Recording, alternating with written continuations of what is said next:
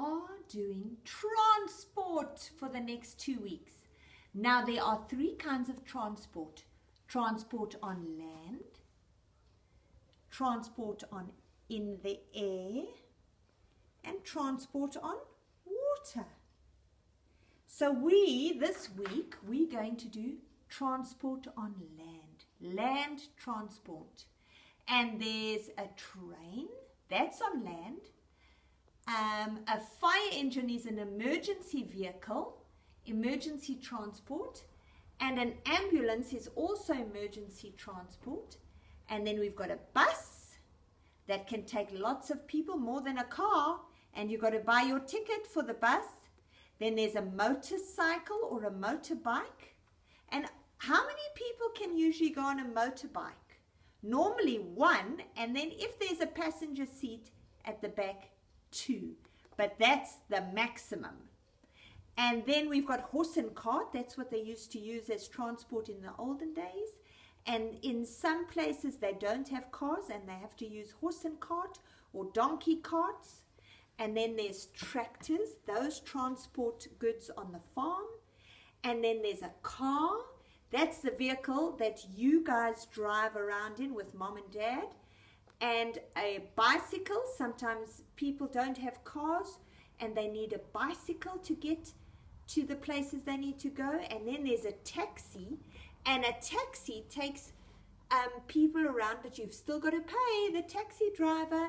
And there's a bigger taxi, and that can take a lot more people in it because it's a taxi van. And then there's a truck.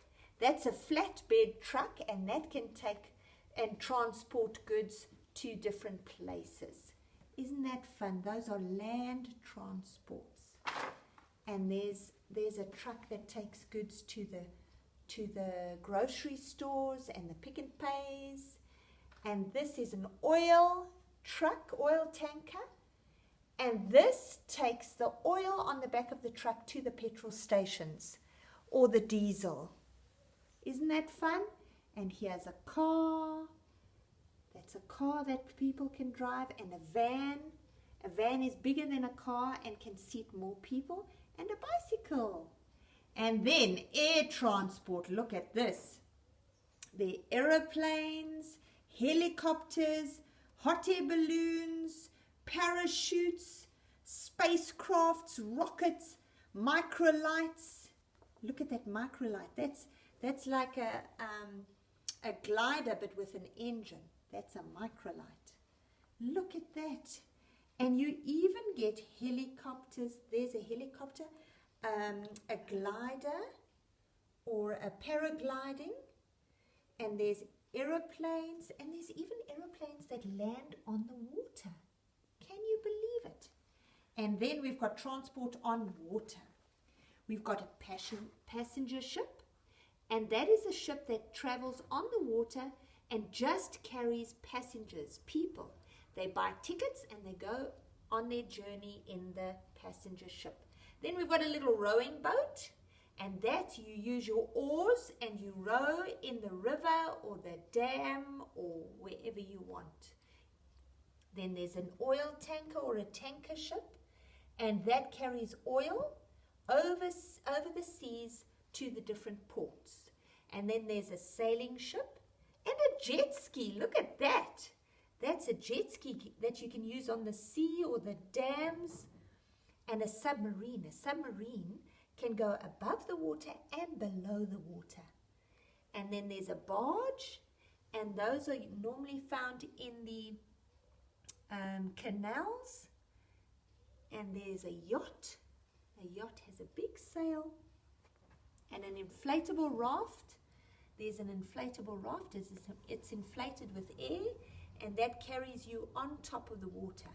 There's a ferry that takes you from one side of the land to another piece of land that's got water in between. And look at that sailboat there. And look at that canoe. He's using his oars to paddle. And there's a passenger ship, and there's a container ship or a cargo ship. There's a cargo ship. It carries cargo across the ocean to the different ports.